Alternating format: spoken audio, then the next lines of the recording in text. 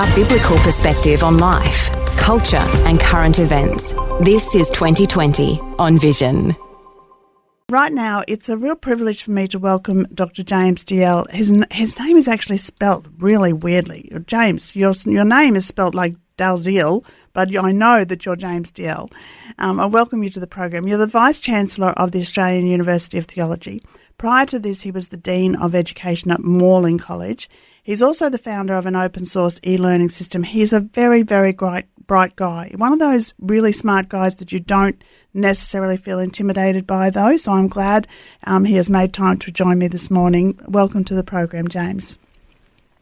Thank you, Wendy, for that very warm welcome. And my surname's an old Scottish name, and while it reads like Dalziel, the Scottish pronunciation is DL. It's always been a hard one for people who haven't seen it before. But there was a cop show on the ABC about 10, 15 years ago called DL and Pasco. So people who remember that know the odd pronunciation. Oh, that's great. Okay, I'm going to start with your title, because Vice-Chancellor, because I want to know, Vice-Chancellor to me sometimes is this person who's a little bit removed and just oversees things, but I think your position of Vice-Chancellor is very different. Is a Vice-Chancellor in your position, is it the equivalent to a CEO? Is that what you are, or what's your position as Vice-Chancellor of the Australian University of Theology? Yeah, so you're right, Wendy. A Vice-Chancellor is basically the CEO, the Chief Executive Officer of a university, so the full-time person employed to oversee all the running of it.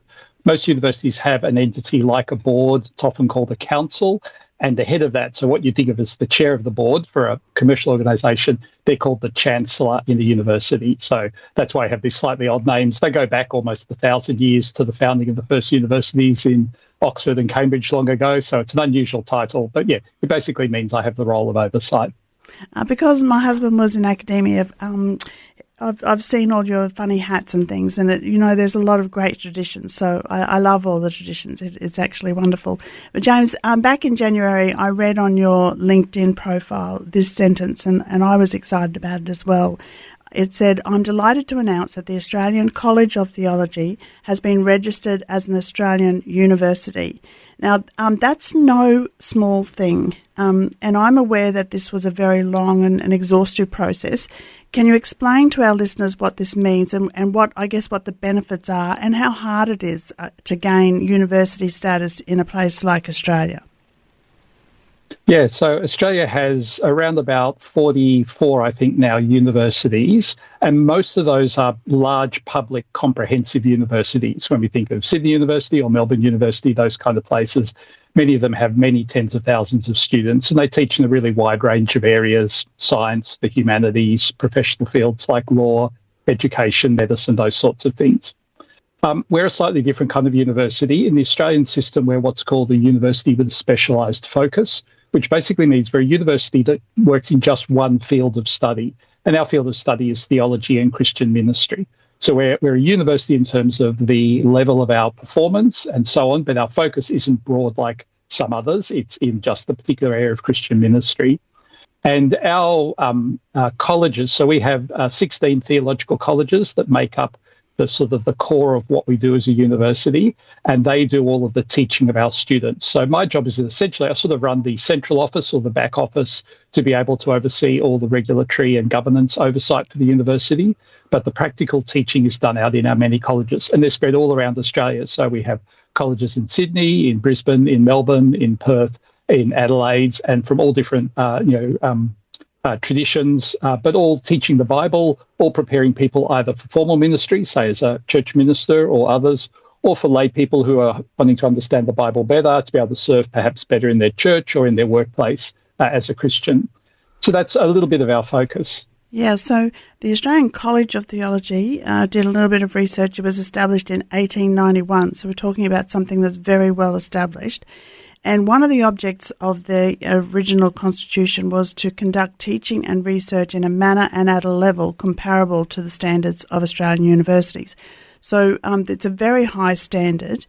This, this long-term effort and to stick with that constitution has now been externally recognised. So I want to congratulate you and for that. I think it's wonderful.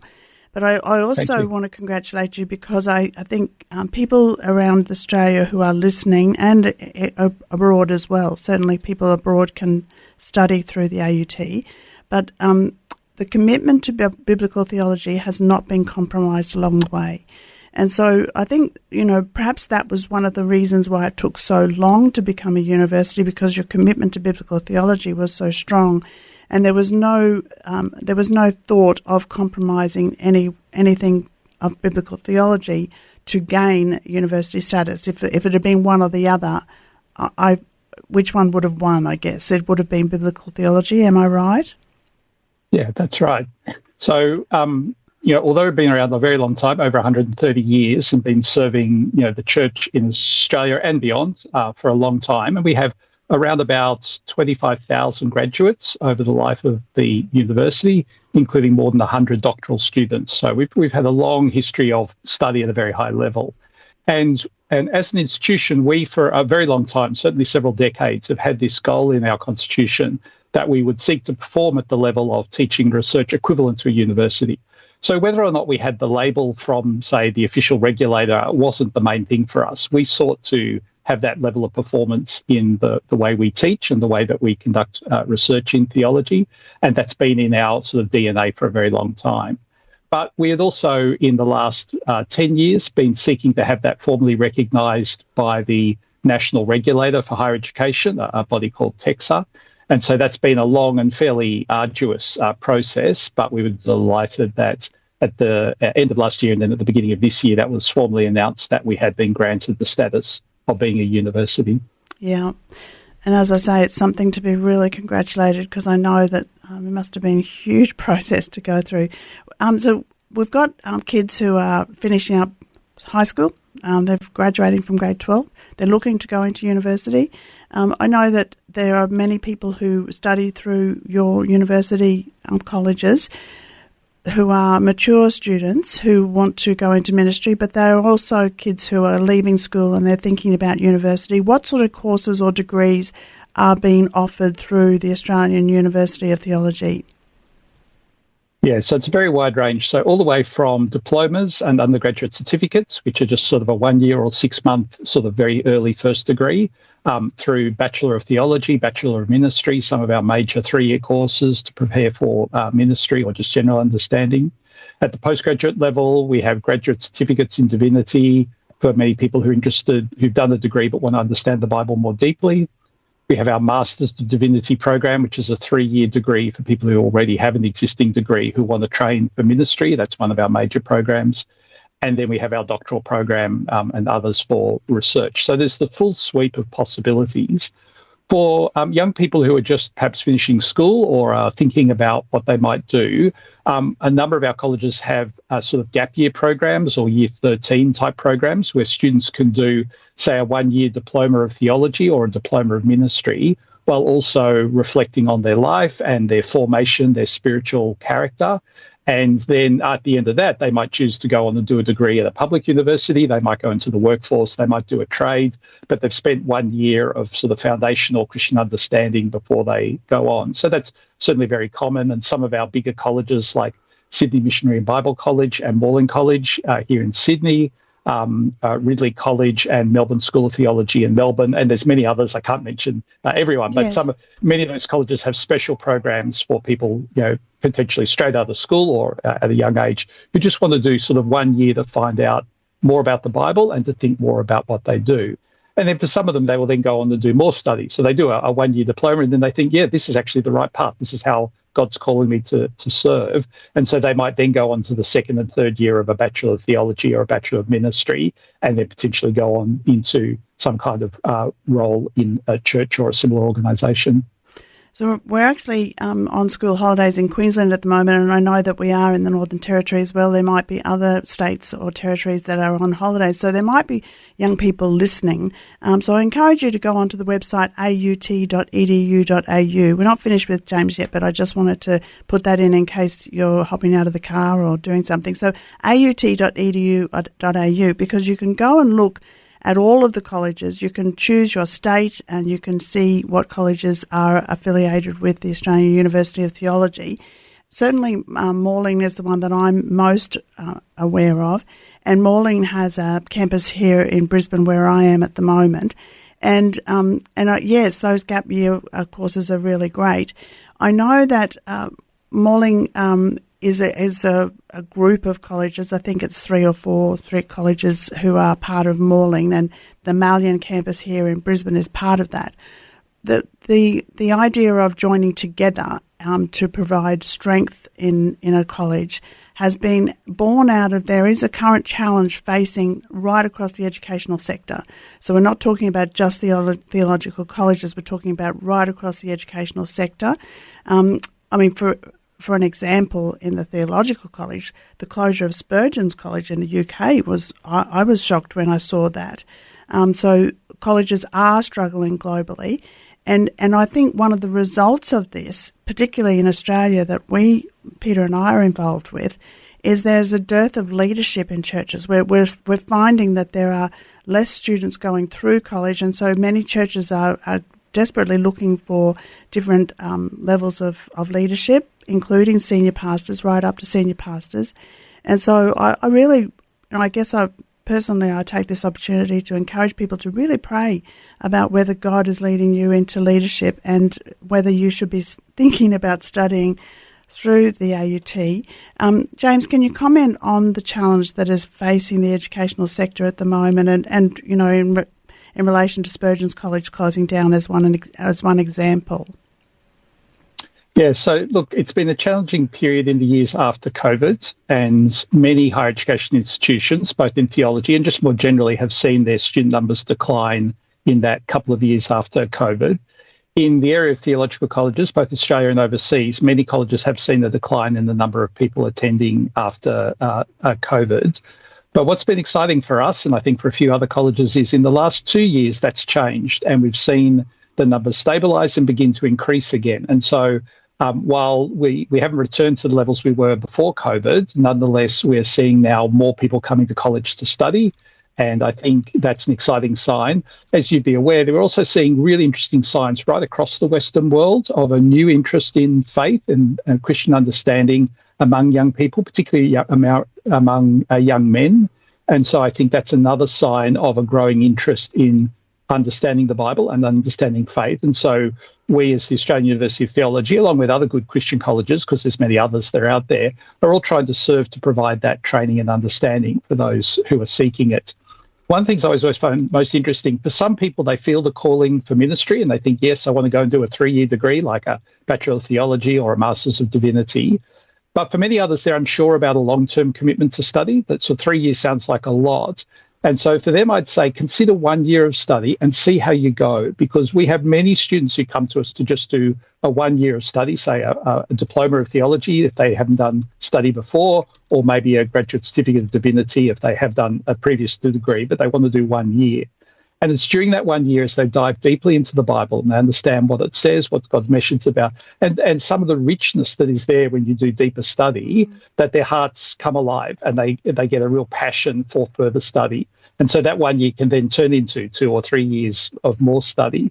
But when they started, they weren't sure whether that was the right thing. But once they get into it, it makes all the difference. So that's a real encouragement I give to people who are wondering about this and thinking, should I study or not? Or maybe I'd like to do it, but I'm not sure I want to go for 3 years. Then I definitely say if you're unsure, then try 1 year, because you might be surprised at just how much you enjoy it.